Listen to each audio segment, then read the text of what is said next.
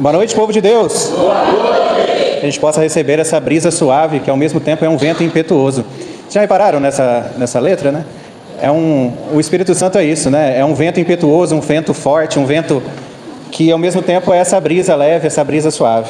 Deixa eu me apresentar enquanto convido vocês a abrirem a palavra na carta de São Paulo aos Romanos, no capítulo 8, os versículos 18 a 27.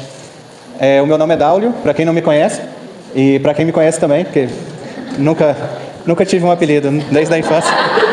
Eu queria chegar aqui. Sou casado com a Vanessa, pai do Heitor e da Ana Clara, fruto desse grupo de oração, Colo de Maria. E nesse tempo o Senhor me chama a servir aqui como pregador e também no Núcleo Arquidiocesano de Intercessão, representando a área da Serra. Já pegaram a palavra? Estava fazendo o quê que não pegou a palavra? Aqui do versículo 18 em diante, São Paulo diz: tenho para mim que os sofrimentos da presente vida não têm proporção alguma com a glória futura que nos deve ser manifestada. Por isso, a criação aguarda ansiosamente a manifestação dos filhos de Deus, pois a criação foi sujeita à vaidade, não voluntariamente, mas por vontade daquele que a sujeitou. Todavia, com a esperança de ser também ela libertada do cativeiro da corrupção, para participar da gloriosa liberdade dos filhos de Deus, pois sabemos que toda a criação geme e sofre, como que dores de parto até o presente dia. Não só ela, mas também nós, que temos as primícias do Espírito Santo, gememos em nós mesmos, aguardando a adoção, a redenção do nosso corpo, porque pela esperança é que fomos salvos. Ora, ver o objeto da esperança já não é a esperança, porque o que alguém vê como é ainda o que espera. Nós que esperamos o que não vemos, é em paciência que o aguardamos. Outro assim, o Espírito vem em auxílio às nossas fraquezas, porque não sabemos o que devemos pedir, nem orar como convém. Mas o Espírito mesmo intercede por nós com gemidos inefáveis. E aquele que perscruta os corações sabe que deseja o Espírito, o qual intercede pelos santos segundo Deus. Palavra do Senhor. Graças a Deus.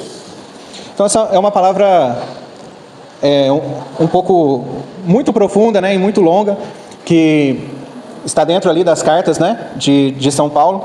A gente vai dividir eles em alguns pedaços que a gente vai reforçar para a gente ver assim alguns pontos que chamaram bastante atenção, né, que tocaram o meu coração enquanto eu rezava por essa pregação.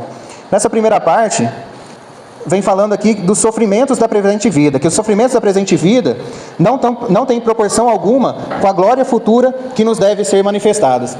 Isso fala muito assim de presente, de futuro, né? Fala do tempo, que é uma dificuldade que nós temos vivendo hoje, nos dias de hoje, né? O que nós temos nos dias de hoje, muita dificuldade, é de viver o presente, né? No dia de hoje, nós temos vivido muito presos a um passado ou ansiosos pelo futuro. A nossa sociedade está muito doente nesses dois extremos e sem viver o presente. Quando a gente olha para o passado, a gente vê dois pontos que podem acontecer, né? Ou um saudosismo, né? Uma vontade de viver aquilo que já não vivemos mais, algo que já passou. A gente querer sempre voltar a um tempo que não existe mais, porque eu era feliz quando eu estava na escola, porque eu era feliz na minha juventude, porque eu era feliz quando eu era solteiro, porque eu era feliz em um tempo que já passou. E aí nós ficamos sempre querendo reviver esse passado, querendo reviver tudo isso, e nos prendemos a isso, deixamos de viver o presente, deixamos de viver uma felicidade que é colocada hoje para nós. E também presos ao futuro, no passado, nós podemos nos prender como âncoras. Nós podemos nos prender a um passado pelos nossos erros, nós podemos nos prender a ressentimentos, a coisas que aconteceram, e isso nos impede de avançar, nos impede de seguir em frente. São como âncoras. Nós podemos ter raízes, nós temos que ter lembranças, as raízes da terra onde eu nasci, da onde eu vim, nós temos as nossas origens, mas essas raízes não podem nos tornar âncoras e nos acorrentar, e não deixar que nós possamos seguir em frente. e também olhando para frente e pensando em futuro, né, que é a ansiedade do nosso tempo, o nosso tempo que a gente vive, né?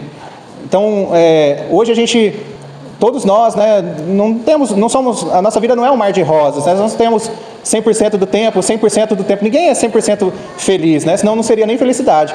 Se você viver 100% do tempo feliz, fica uma coisa até sem sentido, né? E Jesus nos chama à cruz, né? Nos chama a carregar a cruz, nos chama a viver os nossos desertos, nós passamos por nossas provações, e a gente fica sempre olhando para o futuro, pensando nesse tempo que vai acontecer, onde nós vamos superar, onde nós vamos passar. E nós queremos sempre pensar no nosso tempo e não no tempo de Deus, né? Nós queremos sempre essa ansiedade de que acontecer, de que resolver e das coisas acontecerem. E nem sempre nós temos controle sobre as coisas. A maior parte daquilo que nos faz mal enquanto ansiedade é que nós queremos controlar aquilo que não está no nosso controle. Nós queremos fazer alguma coisa que não tem o que fazer, né? Então, o que não tem remédio, o remediado está. Então, a gente tem que aprender a entregar mais nas mãos de Deus, confiar mais a Deus, e que Ele possa resolver aquilo que não está nas nossas mãos, aquilo que não está no nosso controle. Aí o segundo versículo que eu queria destacar é que fala sobre a esperança, né? Todavia, com a esperança de ser também ela libertada do cativeiro da corrupção, para participar da gloriosa liberdade dos filhos de Deus.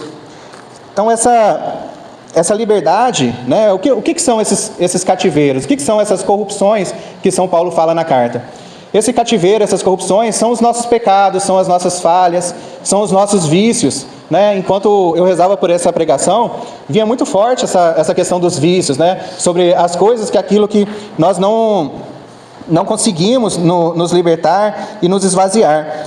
E a gente fica pensando nesses momentos de dificuldade, nessas coisas que a gente está passando, como uma punição, né, de Deus, como a gente briga com Deus e não entende por que a gente está passando por esse deserto, né, por essa dificuldade.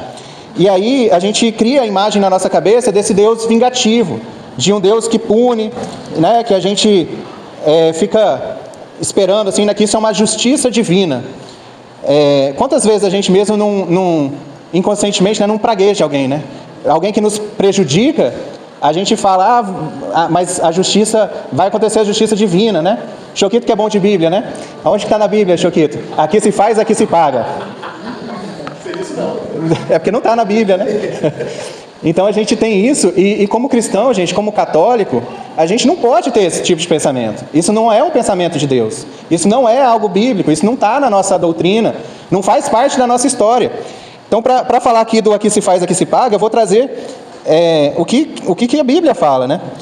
Aqui pegando na mesma carta de Romanos, no capítulo 12, ele fala: não pagueis o mal com o mal, aplicai-vos a fazer o bem diante de todos os homens. No versículo 20 ele fala: se o teu inimigo tiver fome, dá-lhe de comer, se tiver sede, dá-lhe de beber. Procedendo assim, amontoará carvões em brasa sobre a sua cabeça. Não te deixes vencer pelo mal, mas triunfa o mal com o bem. Então, então quando a gente pega essa acaba sendo uma prisão novamente para nós, né? Acaba sendo, olha o que ele fala, que você vai colocar carvões em brasa na cabeça do seu inimigo, você vai deixar o seu inimigo de cabeça quente, se você pagar o mal com o bem, né? De fazer completamente ao contrário, porque esse sentimento de vingança, esse pensamento que fica dentro do nosso coração, é também uma prisão, que a gente veio aqui falando sobre a prisão, é uma corrupção também. Então a gente fica nos prendendo e a gente não libera o perdão. E isso nos acorrenta, isso nos aprisiona, isso nos amarra ao passado, àquilo que a gente viveu, e não nos permite viver a graça de Deus. Então a gente precisa virar essa chave, né? Virar essa chave da liberdade, mas nós somos fracos, né? Nós não temos essa força. Nós sabemos que sozinhos a gente não consegue. E Jesus falou, né? Também em João 15, ele veio falar conosco, né? Ele falou que porque sem mim nada podeis fazer. Isso está em João 15, versículo 5.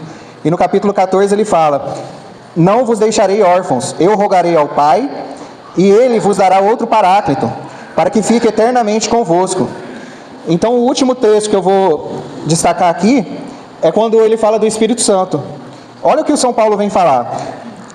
O Espírito vem em auxílio à nossa fraqueza, porque não sabemos o que devemos pedir, nem orar como convém, mas o Espírito Santo mesmo intercede por nós com gemidos inefáveis, indescritíveis. Aqui São Paulo está nos lembrando que nós não sabemos, nós não somos nada, nós não sabemos como orar, nós não sabemos o que pedir, né? E olha o que o Espírito Santo fez na vida de São Paulo. São Paulo, que era Saulo, que era aquele que perseguia os cristãos. E essa palavra toda, ela vem ser construída em cima de uma esperança daquilo que a gente não consegue ver, que a gente não viu. E o Saulo também não viu. Saulo não era contemporâneo do tempo de Jesus, ele não viu Jesus. Ele teve o primeiro encontro com ele, com Jesus ressuscitado. Que aí Jesus vai de encontro a ele, né, no cavalo, que ele fica temporariamente cego. E Jesus questiona Saulo, né, porque que ele perseguia. E ele vem transformar completamente a vida de Saulo.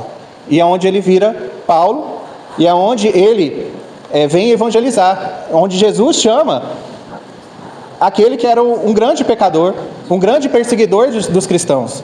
Ele vem chamar os piores, ele vem chamar o pior. O pior dos homens que poderia ter por aquele tempo era o Saulo, que perseguia os cristãos, mas Jesus chama ele, Jesus pede para que ele venha e faça toda essa pregação, toda essa transformação na vida dele e na vida de tantas pessoas, né? Quantas passagens nós temos dele fazendo grandes conversões, né? Com grandes pregações que Paulo teve. E é nesse espírito que nós vemos, né? Nesse auxílio do Espírito Santo que nós vamos agora rezar, que nós vamos pedir por essa esperança de sermos salvos em Jesus Cristo. Que assim como Paulo, que nós não vimos, nós cremos nesse Jesus ressuscitado. E esse Jesus ressuscitado, ele mandou um Espírito Santo Paráclito. Ele mandou esse Espírito Santo, que é essa brisa suave, que é esse vento impetuoso, e que ele vem nos transformar, ele vem nos modificar. Então eu convido vocês a fecharem os seus olhos e pedir agora a vinda do Espírito Santo. Que a gente possa abrir o coração. Nesse momento, vamos abrir os nossos corações e rezar com a maior sinceridade. Assim como fala a palavra, nós não sabemos rezar, nós não sabemos o que pedir, mas nós clamamos a esse Espírito Santo de Deus, que ele venha em nosso auxílio. Que o Espírito Santo de Deus venha em nosso auxílio para nos libertar, tirar dessa corrente, dessas prisões da corrupção. Essas prisões da corrupção, essas prisões ao passado. Que o Espírito Santo de Deus venha nos trazer essa esperança, que venha nos trazer essa renovação, que o Senhor possa enviar o Espírito Santo para nos transformar, nos fazer uma vida nova, nos fazer uma pessoa nova, e através do Espírito Santo de Deus, com esse auxílio, ele possa auxiliar as nossas fraquezas para que nós possamos saber o que pedir. Então vamos cantando essa música, ouvindo essa canção e clamando ao Espírito Santo de Deus.